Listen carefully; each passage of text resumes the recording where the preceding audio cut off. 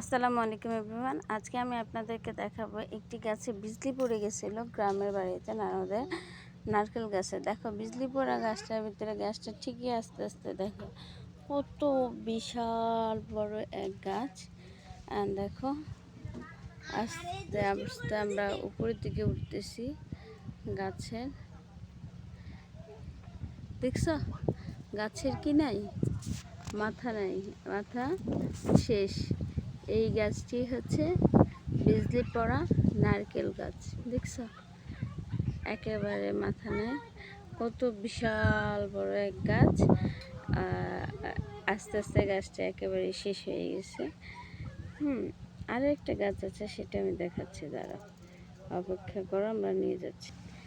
দেখা এই হলো আরেকটা বিজলি পড়া গাছ। এটাতেও বিজলি পড়েছে নারদের বাড়িতে গাছের। আর বিজলি ছাড়া গাছগুলো দেখো কীরকম। আর এই বিজলি পড়া গাছে কী অবস্থা।